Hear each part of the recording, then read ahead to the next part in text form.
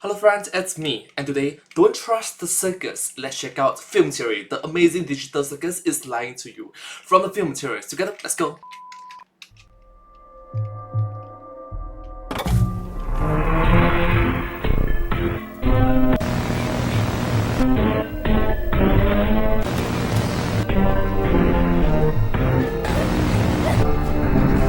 There's no escape. There is no escape. Ever. Hello, Internet! Welcome to Film Theory, the Hello Internet, welcome to Film Theory. show that'll be theorizing day after day after day after day after day, and we don't know why. Let's talk about the amazing digital circus, shall we? You, my friend, stumbled into an incredible world of wonders where anything can happen, except for swearing.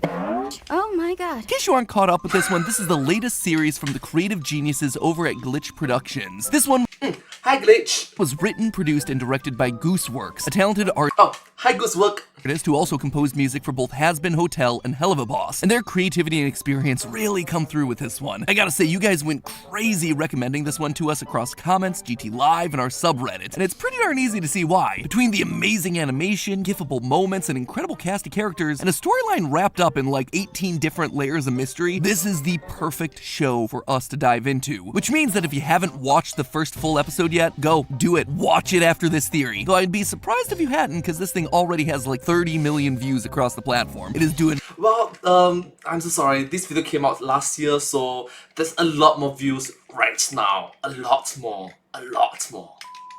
mighty well for itself. But just so we're all on the same page for today's theories, the pilot follows a woman named Pomni, who's thrust into a strange digital world styled after a circus, alongside 5 other humans. Jax, the lovable jerk, Ragatha, the sweet optimist, Gangle, who can't hide her emotions, Zubul, who's made out of a bunch of random objects, and Kinger, who's been trapped there the longest and has gone kinda crazy as a result. The whole circus is run by a ringleader named Kane, who according to the show's website is a quote, wacky AI, and all of the humans are just subject to his every women desires. Gadzooks, you're right, Jax. We should have a brand new adventure for our new member, Pomni. I said that like 5 minutes ago. However, humans don't necessarily want to go on these adventures, and they're constantly trying to find ways of getting out. This has even driven some of them insane, leaving them abstracted, where they devolve into monsters. Case in point, the clown Kaufmo was obsessed with finding the exit, and abstracts just before Pomni shows up. Oh! Kaufmo's been obstructed. It's okay. What is that? And yet, even when Pomni does get herself to the exit in this pilot episode, it doesn't go anywhere. It's just endless hallways and office spaces repeating. It is basically the back rooms. As it turns out, Kane made this fake exit, hoping to give the humans what they wanted. He just didn't know what to put on the other side. I do have to apologize for lying about the exit. I was having so much trouble figuring out what to put on the other side and ended up never quite finishing it. And more or less, Sorry. that's where we leave the colorful cast of the amazing digital circus after this first episode. Now, already there's just so much world building here for us to dig into. So many questions posed that we want the answers to. Like, who's behind the amazing digital circus? Is there an actual way out, or are they just trapped forever? Are characters like Kaufmo really gone, or can they be brought back in some way? And sorry to say, I don't have a whole lot of answers for those things. Not yet. For as much as Not yet. and Gooseworks packed into the first episode, they've done the wise thing and not given us a whole lot of answers. But I do think they've given us plenty here to theorize about. So here are 3 amazing digital circus theories. Don't run for the exit doors yet, my friends. We're going in. Let's start things off a bit small scale here. Theory number 1, everything in the show is literally a video game set in the late 1990s. Now, there's a lot in just this one episode that paints this as a video game world. For example, right at the beginning, we see a pixelated title card for the show that's obviously in the style of old school PC, PlayStation, and N64 games. This is further driven home in a secret video that you can find if you go to wackywatch.com, a URL shown on screen during the episode, which shows us the main menu for this game. We also see a flower pot fall to the ground and clip into it, kind of like an old school source engine glitch. Kane mentions that he created the digital world in the weird backrooms office area in a way that's very similar to how a game developer would create world spaces. Plus, when Pomni first enters the world, she says this. I put on some weird headset and now I'm here. Again, directly implying that the whole thing is a game. She put on a Oh, it's like a SAO, Sword Art Online. VR headset and was transported into the world of the digital circus. All of that checks out and should be pretty darn obvious to the casual viewer. But what you might have missed is the fact that this is set in the late 1990s and not the present day, like you might expect from something talking about using VR headsets. And there is a lot of circumstantial evidence that points us to this conclusion. First of all, basically all the tech that we see throughout the series seems to be pulling straight from the 90s. Anytime we see a computer in the show, it's always the white boxy styled CRT monitors and large white computer towers reminiscent of models made by companies like Dell and Gateway back in the 90s and early 2000s. And this is both in the actual episode and in the off-site material as well. In that same Wacky Watch commercial, we see a real-life computer with the same old-school design. What's more, the beginning of this Wacky Watch video says that this was an old tape recovered on a date that's censored, and given the degradation on that tape, it implies that not only is this video old, but it was also recovered in the past as well. But this goes beyond just the tech that's used in the series. Many of the characters and iconography from the show are very reminiscent of popular characters and ideas from the late 90s and early 2000s. Pomni's gesture design takes a lot of cues from Sega's old Nights into Dream series. Jax shares design inspiration and a similar name with Max, the rabbit, from the Sam & Max games. Bubble clearly takes cues from Super Mario's Chain Chomps. Jax and Gangle were both inspired by characters like Poppy the Performer, an old Japanese 3D animated series, while Kane and the Digital Circus setup is very reminiscent of the villain and plot of I Have No Mouth and I Must Scream, a short story by Harlan Ellison adapted into a point-and-click adventure game in 1995. Any way you slice it, it's very clear that the creators want the show to have the same 90s vibe that we're all so nostalgic for right now. But you might be thinking, hold on, they're talking about VR headsets here, that's a modern thing, right? Yeah, I'm still concerned. Like, back in the 1990s, was there any popular gaming headsets? I know Nintendo tried making one back in the days, but it was a failure, wasn't it? Huh? This thing just be inspired by the 1990s rather than set in the 1990s? That's a pretty good call out. A lot of advances in virtual reality technology have only been made across the last decade, especially when you're talking about gaming. That doesn't like for example, Apple Vision Pro. mean that VR technology didn't exist back in the 1990s. And I'm not just talking about the rudimentary black and red wireframes of the Virtual Boy either. Back in 1991, Sega announced the Sega VR. In 1993, Virtuality created the Mega Visor display. And in 1995, Fort Technology hit us with the VFX-1 headset, just to name a few. And I didn't know about those. I'm sorry. looking into old footage of all these things, it doesn't look too dissimilar to the sort of world that we see in the Amazing Digital Circus. Simple, flat textures, rudimentary shapes and polygons. There's not a lot of detail here, but that's for good reason. These headsets, they couldn't handle a lot of detail. True story, I actually have some first-hand experience with these rudimentary headsets. The Great Lakes Science Center in Cleveland, Ohio actually had a special exhibit on VR technology in its basement when I was a kid, and it blew my mind. With the amount of wires and cables these things took to run, it felt like you were jacking into the Matrix, and you had to wait 45 minutes to put on one of these headsets, but all of a sudden you were dropped into a video game. It was simple. I was walking through a purple field with a bunch of green triangular mountains in the background, but it was effective, and it captured my imagination for decades since. So much so that even though it was a 5-minute experience that happened in my life like 2 decades ago, I still remember it vividly to this very day. Anyway, MadPat childhood stories aside, the long and short of all of this, everything that we see in the series is pointing to this taking place And all this occurred 30 years ago. Wow.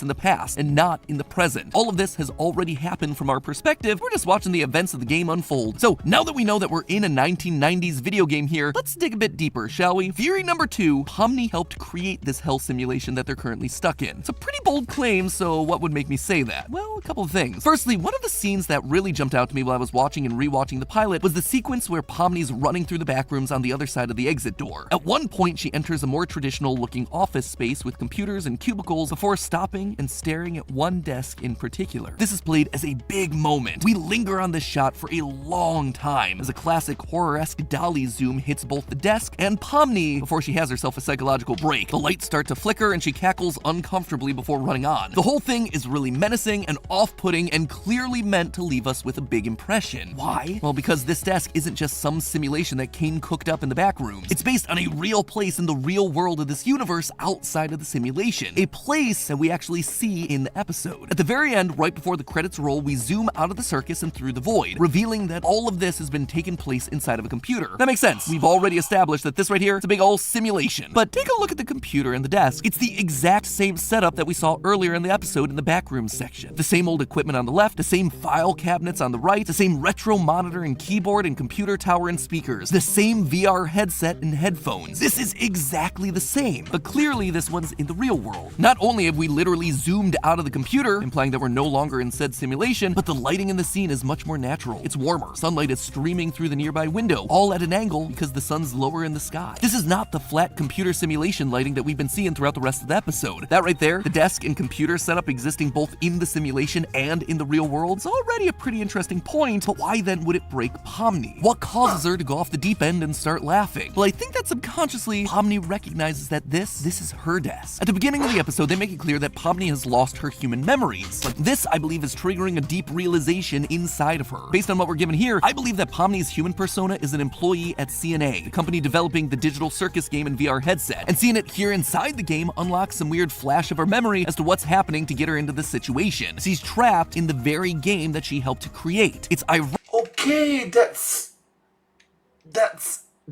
dark, very dark.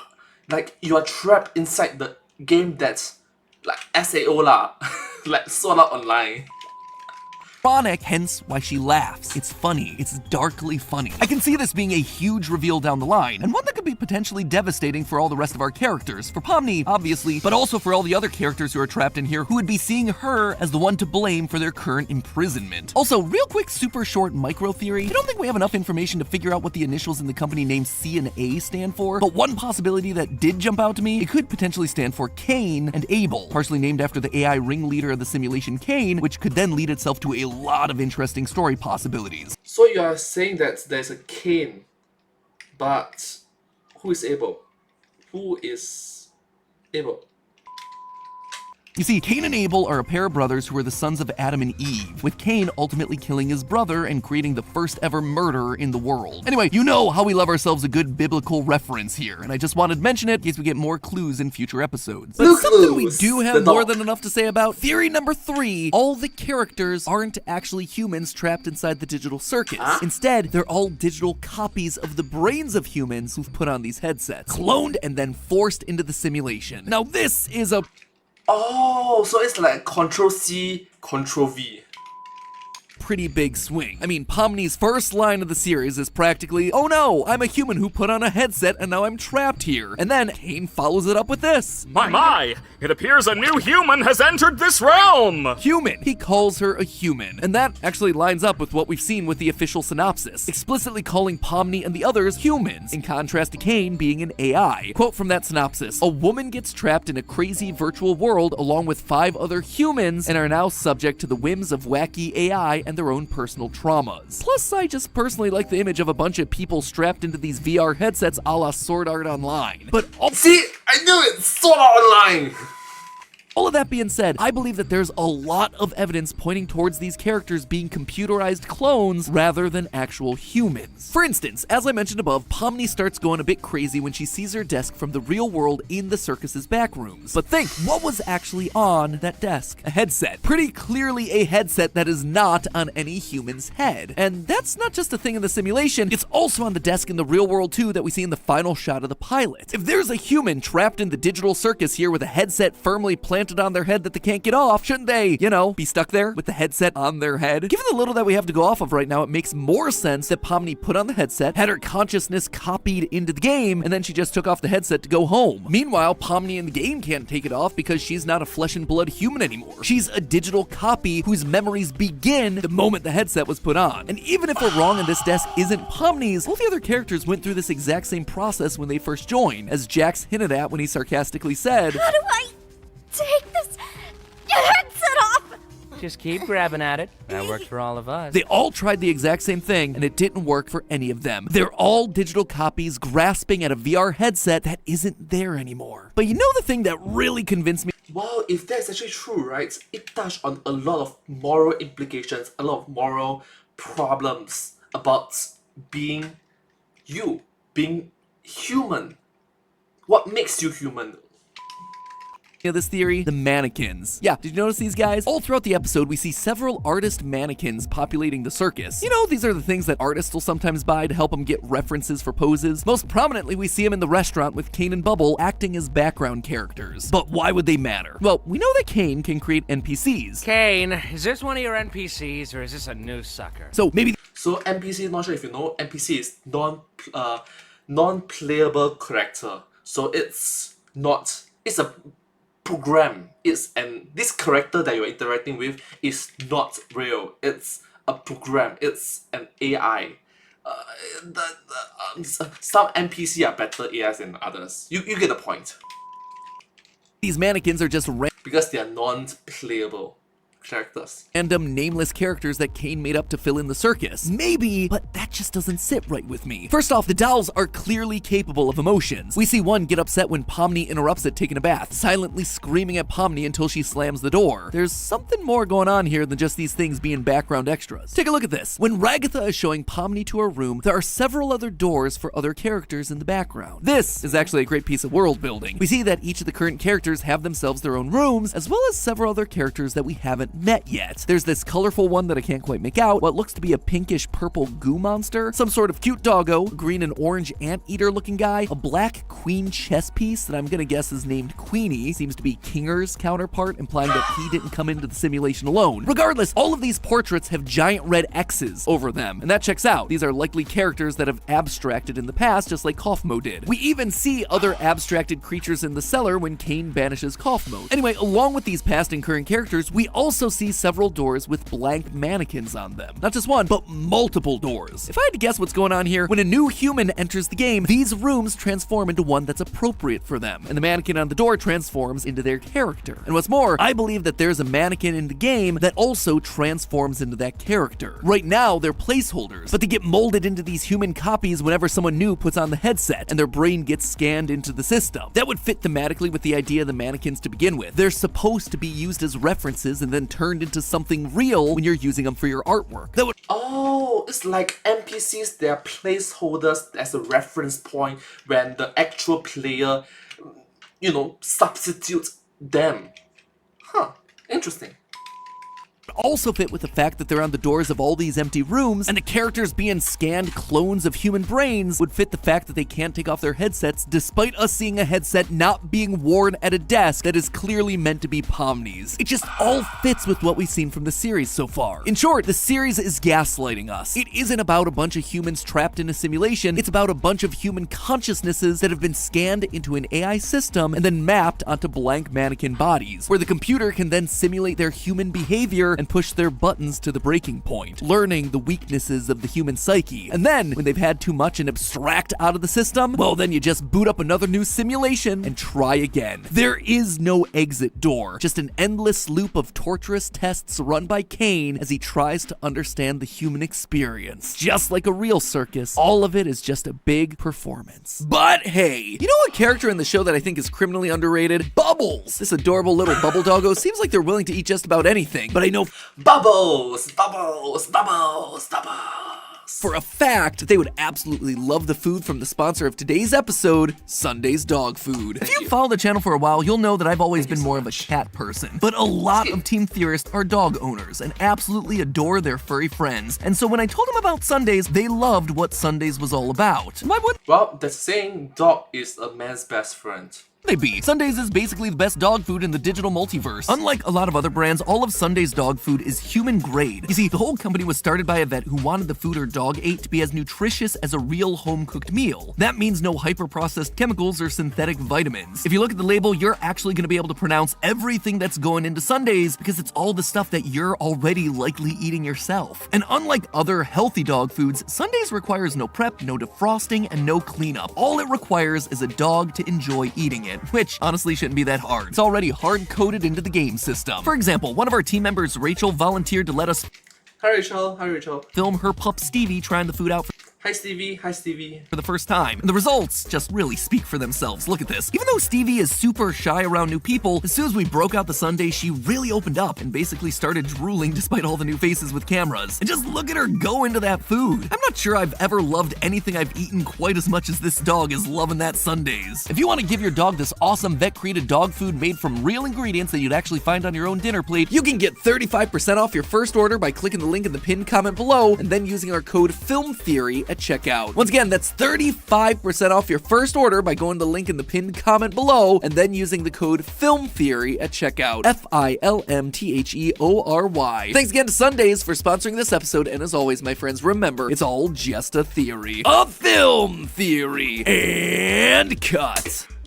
Thank you so much for watching this video. I find this video quite interesting to watch. There's a lot of unique takes to it, and it shows a very, if Mappack's theory is correct, right, it shows a very unique human perspective from the point of view, the POV of an NPC in real life.